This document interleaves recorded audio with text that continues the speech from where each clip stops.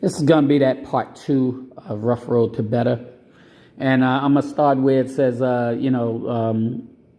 we allow people to talk us out of our gift, or we allow things to happen that we give up on our gift.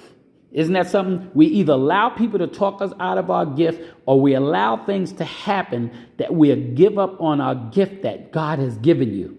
Okay. And it happens every day. And just look around at the people that has given up on their gift, that has let people talk them out of their gift. And we stop doing the things that God has for us to do. We literally stop doing the things that God has for us to do, which is our gift. And we stop doing it.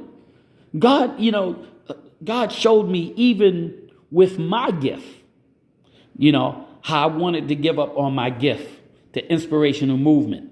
I wanted to give up because I couldn't get certain people in my family and certain people in the church to listen to my messages, to make sure I was on the right track, to see that if I was doing this thing the right way, if my message was being a blessing to somebody. And when I couldn't get my family to listen, certain people in my family to listen, or the people at the church to listen, people that's important to me to listen, people that I'm supposed to go to now to listen, to make sure I'm on the right track, I couldn't even get them to listen to me. I couldn't even get them to listen to my sermons. And there's a time and point that I wanted to give up on the inspirational movement because I thought I wasn't doing any good. But see, that was my gift that God gave me. And God had to show me something.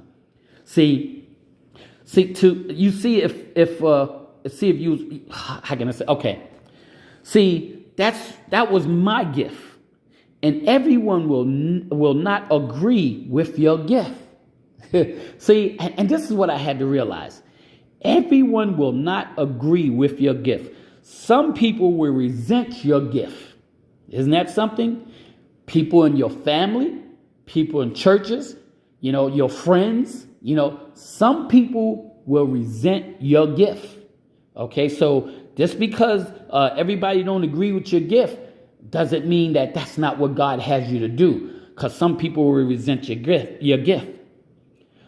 But that was the gift that God gave to me. It came from God, not from man. Hear what I'm saying? My gift came from God. From the inspirational movement, my gift came from God. It didn't come from man. Man didn't give me this to do. God gave me this. This is a gift that God gave me. Okay? Nobody can take your gift from you. Okay? Hear what I'm saying? Nobody can take your gift from you. Okay? But you can sit up here and lose your gift if you let people talk you out of your gift, or let somebody steal your gift. The problem is we allow people to take our gift from us or steal our gift from us. That's what I was just saying. We allow people to take our gift from us or steal our gift from us, or stop us from using our gift. How many of us can sit up here and stop people? You allow people to stop you from using the gift that God gave you. Hear what I'm saying? The gift that God gave you, you allow people to stop using your gift. Okay? Your gift is a blessing to somebody else. This is not all about you. This is about somebody else. Your gift that you have that God gave you is not for you. It's for somebody else to be blessed. And God blesses you from your gift. But it's not about you. It's about you blessing somebody else. And when you sit up here and stop blessing somebody else and don't use your gift, okay, God can't bless you because you're not blessing somebody else, because you allowed somebody to steal your gift. And this is what this is saying, You know how we lose our gifts?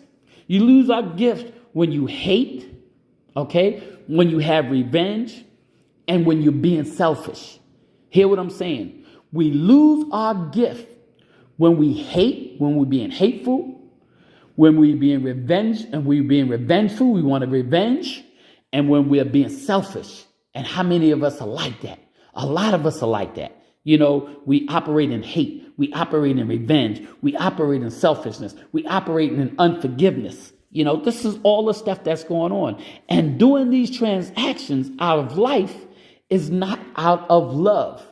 Hear what I'm saying? Those transactions, hate, revenge, being selfish, not forgiving, this is what they call out of transactions. Okay? Not out of the life of love. Okay? This is not of love. This is out of transactions. You give me and I give you. That's not part of God. Okay? Wow. You give me and I'll give you. So if you don't give me, I'm not giving you. That is not a part of God. That is not the way God operates. Because look at it. How many times has God given us and we didn't give him back?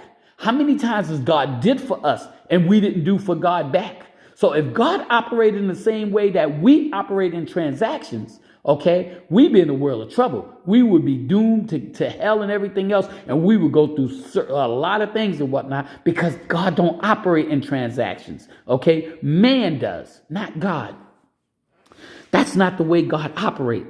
God showed me about Joseph and Jesus and what they had to go through. How Judah sold Jesus out for 30 pieces of silver. Remember, Judah sold Jesus out for 30 pieces of silver. And Joseph's brothers sold him out for 20 pieces of silver. See the similarity when it comes to there and whatnot? That's why I said, Jesus and Joseph, it's a lot of things that's kind of common because Jesus never seeked revenge. Okay, Jesus never had hatred. He always operated in love. He always operated in forgiveness. Okay, and so did Joseph. These are gifts. Okay, that got from God.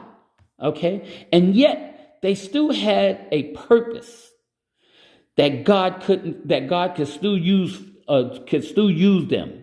Okay, even though everything that Judah sold Jesus out for 30 pieces of coin, and Joseph got sold out for 20 pieces of coin from his brother, and yet they still had a purpose. See, we still have a purpose. No matter what goes on in our life, we still have a purpose, and God can still use them. Okay, God still use you? Okay, see, God knew God knew their heart. And it's so amazing and whatnot because the heart has a lot to do with this. See, God knew that they had a heart of God and he can trust them. And I'm gonna get a little deep into this.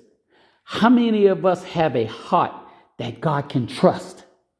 See, wow. I'm gonna go into this and whatnot a little bit more before I break this down. See, God will not use you if he cannot trust you. And I know that for a fact. God will not use you if he cannot trust you. Okay? And the reason why we go through so much stuff is because we have so much hatred, unlove, and unforgiveness in us. Okay? This is why we go through so much stuff. Because we have so much hatred and so much unforgiveness and unlove coming out of us. Okay. We don't have the peace. Okay. How many of us don't have peace? Okay.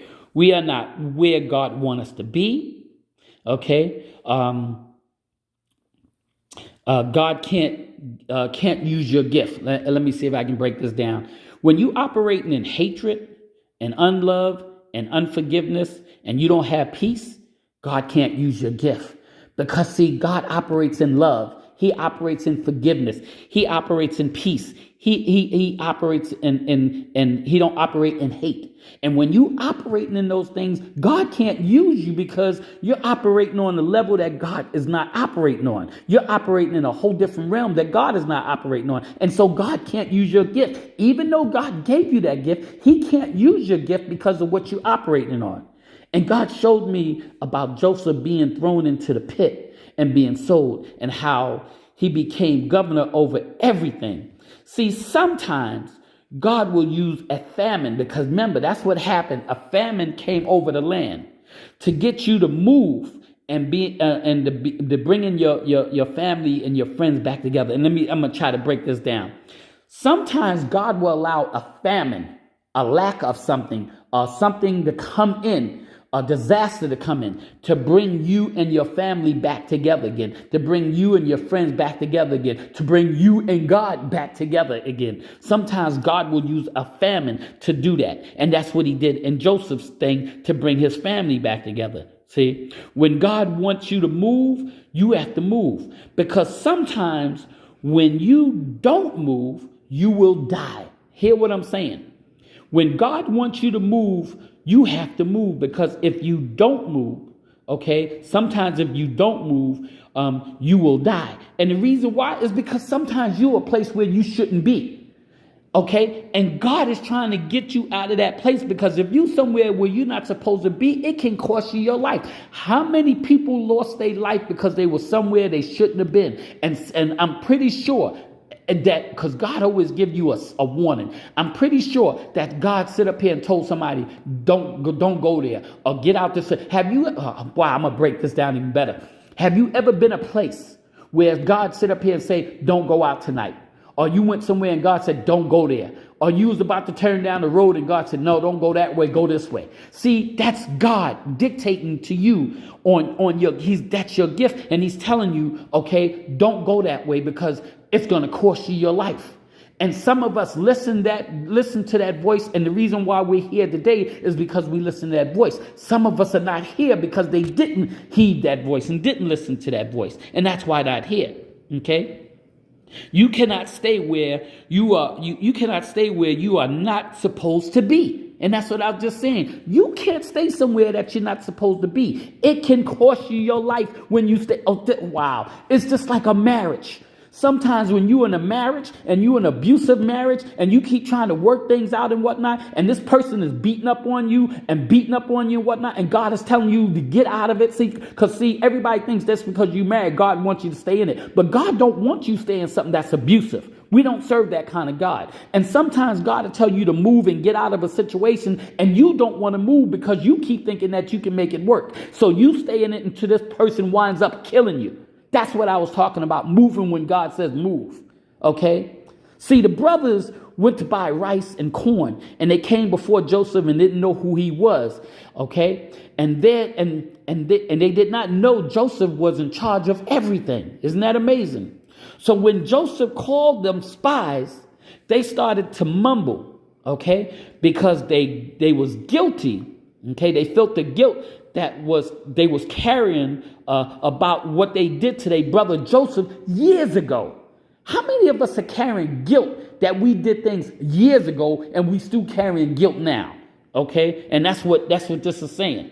And so Joseph said, "Go back home and send Benjamin." See, Benjamin was Joseph's youngest brother, and the youngest brother he wanted and bring the youngest brother back to him.